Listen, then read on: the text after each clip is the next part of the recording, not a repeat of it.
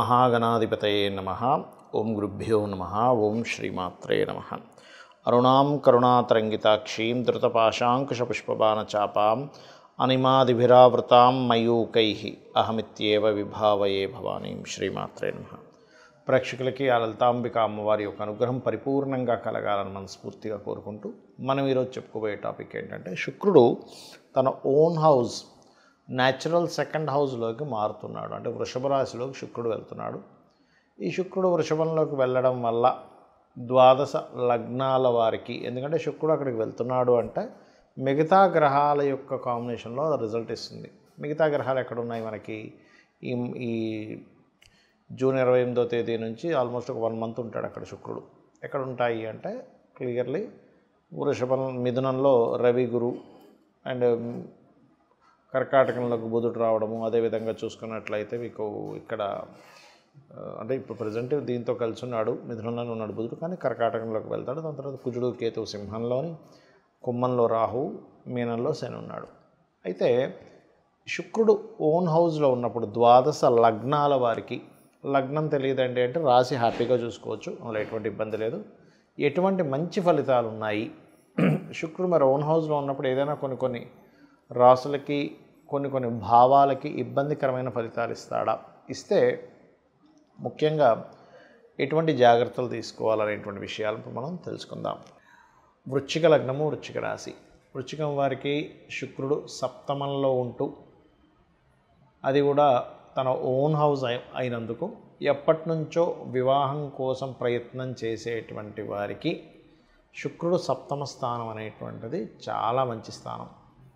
ఎలాంటి విషయాలను ఇప్పుడుండే గ్రహస్థితి ఎటువంటివి ఇస్తుంది అంటే, ఎప్పటి నుంచో వివాహం అవ్వట్లేదు, లేదా ఫారెన్లో మా వాళ్ళు ఉంటారండి, వాళ్ళు ఏదో ఫైనాన్షియల్గా కొంత సపోర్ట్ చేస్తా అన్నారు, దానికి బాగుంటుంది.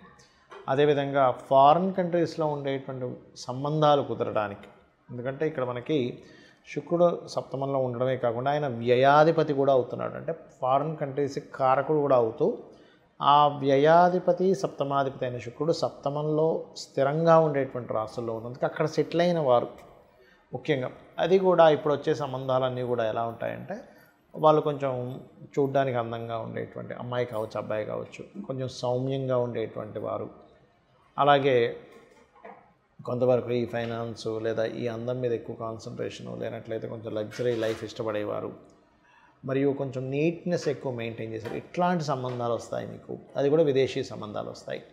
విదేశీ సంబంధాలు ఎందుకంటే అక్కడి నుంచి దశమంలో రాహు ఉన్నాడు. అంటే సప్తమాది దశమంలో ఎప్పుడైతే రాహు ఉన్నాడో, అది స్త్రీ కావచ్చు, పురుషుడు కావచ్చు, వారు విదేశాల్లో ఉద్యోగం చేయడం, సాఫ్ట్వేర్ జాబ్స్లో ముఖ్యంగా ఉద్యోగం చేయడం, లేదా ఫార్మా రిలేటెడ్ సంబంధించిన వాటిలో ఉద్యోగం చేసేటువంటి సంబంధాలు వస్తూ ఉంటాయి. అయితే ఇక్కడ దశమ స్థానంలో కుజకేతువులు ఉన్నందుకు, అష్టమంలో గురువు కంబస్ట్ యోగంలో ఉన్నందుకు మీరు జాగ్రత్త పడవలసింది. అంటే మౌఢ్యమి పోయే వరకు కూడా కాస్త మీరు ధనాన్ని షేర్ మార్కెటింగ్ రిలేటెడ్ సంబంధించిన విషయంలో పెట్టేటప్పుడు మీకు పరిపూర్ణంగా అవగాహన ఉన్నటువంటి వాటిల్లోనే ఇన్వెస్ట్మెంట్ చేయండి.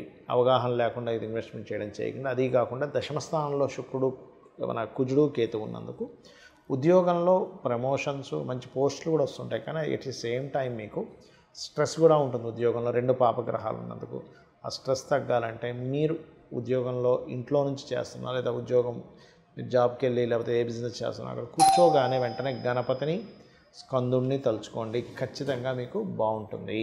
చాలామంది నన్ను అడుగుతున్న ప్రశ్న ఏమిటంటే, ఏమంటే శుక్ర మహర్దశ వస్తే బాగుండాలి కదా? నేను మీకు ఇప్పుడు యూట్యూబ్లో కొన్ని స్టూడెంట్స్ కోసం కొన్ని కేస్ స్టడీస్ పెడుతూ ఉన్నా. అంటే శుక్రదశ అనుకుంటాం మనం. శుక్రుడు కనుక ఎలాంటి పొజిషన్లో ఉంటే అద్భుతంగా యోగిస్తాడు, ఎలాంటి పొజిషన్లో ఉంటే యోగించడు అని. ఎందుకంటే దానికి ఒక రూల్ ఉందండి. ప్రతి గ్రహానికి ఒక ప్లానెట్ గనక ఒక లగ్నం నుంచి పలానా స్థానంలో ఉంటేనే ఆ యోగం అనేటువంటిది అద్భుతంగా ఉంటుంది. ఆ స్థానంలో లేనప్పుడు అది నీచభంగ రాజయోగాలు కూడా ఒక్కోసారి ఇబ్బంది పడతాయని చెప్తూ వస్తున్నా. అందుకని మీరు అర్థం చేసుకోవాల్సింది ఏంటంటే, శుక్రుడు అనగానే అద్భుతం, గురువు అనగానే అద్భుతం, లేకపోతే శని అనగానే నీచం అని అనుకోకండి. అది ఎలా ఇస్తుంది? ఎందుకంటే మీరు అర్థం చేసుకోవాల్సింది, ధనము ఒకే రూపంలో రావట్లేదు ఈ ప్రపంచం మొత్తం కూడా. ఒకరు చెత్త నమ్ముకొని కూడా బిజినెస్ చేస్తే, ఇంకో వ్యక్తి బంగారం నమ్మితే డబ్బులు వస్తున్నాయి, ఇంకో వ్యక్తికి నీరు అమ్మితే డబ్బులు వస్తున్నాయి, ఇంకో వ్యక్తికి ఆక్సిజన్ అమ్మితే డబ్బులు వస్తున్నాయి, ఇంకో వ్యక్తి పెట్రోల్ అమ్మితే డబ్బులు వస్తున్నాయి, ఇంకో వ్యక్తి సర్వీసెస్ చేస్తే ధనం వస్తుంది. అంటే ఏంటి? అన్నీ కారకత్వాలే. ఈ నూనె ఐరన్ ఇదంతా శని. మరి ఐరన్ ద్వారా నూనె ద్వారా వచ్చేప్పటికి శని ద్వారా డబ్బులు వస్తుంది. శని కారకత్వం అదంతా కూడా. శుక్రుడు అంటే వాహనాలు, గృహాలు, లగ్జరీ ఐటమ్స్ ఇవన్నీ.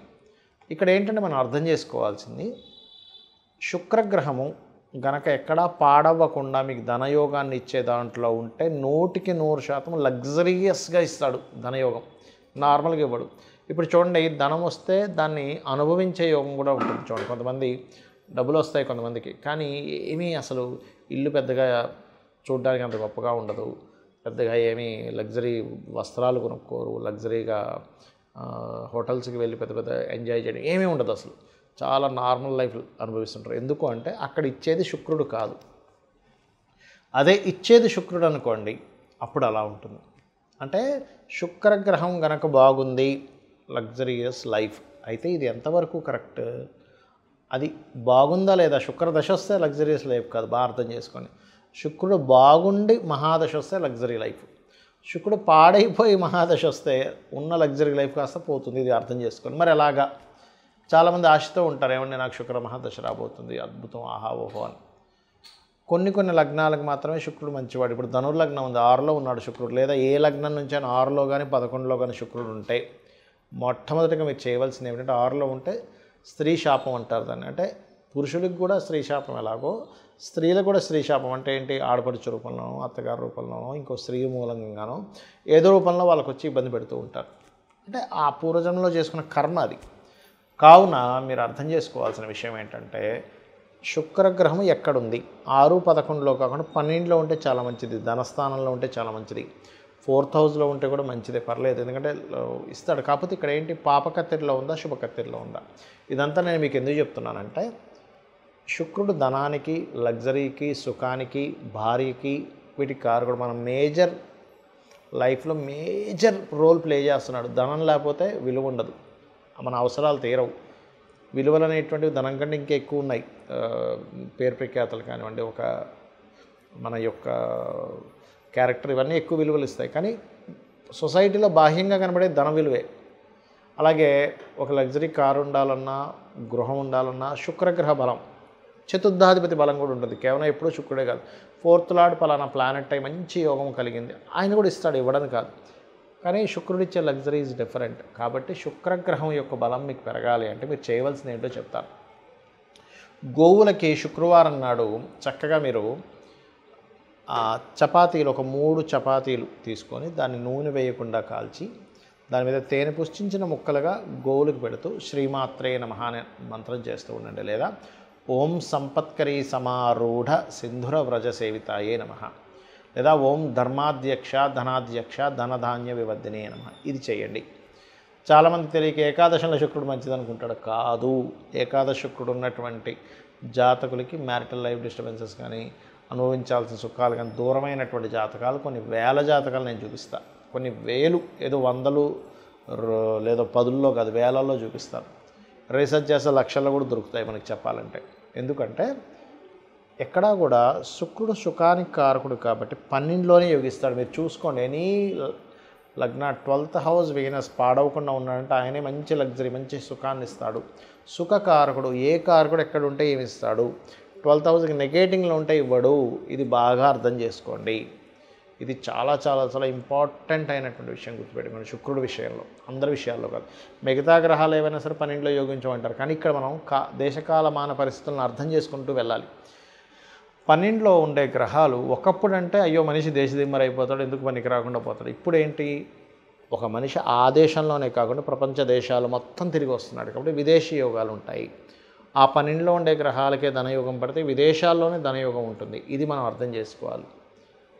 ఇక శుక్రుడి యొక్క స్థితిగతులు బాగోపోయినా మీకు మంచి చక్కటి ఫలితాలు రావంటే అమ్మవారి ఆరాధన మించింది మరొకటి లేదు. మరియు శుక్రగ్రహం దగ్గర దీపారాధనతో పాటు శుక్రుడు ఏ గ్రహాల ద్వారా అయితే కంబస్ట్ అయ్యాడా, అంటే అస్తంగత్వ దోషం రవి ద్వారా అవుతుంది, లేదా కేతువు ద్వారా అవుతుంది. ఒక్కోసారి కేతుతో శుక్రుడు కలిసి ఉన్నా కూడా ధనహీనతా యోగాలు, లేకపోతే అమ్మవారి భక్తులైతే అది మళ్ళీ తగ్గుతుంది.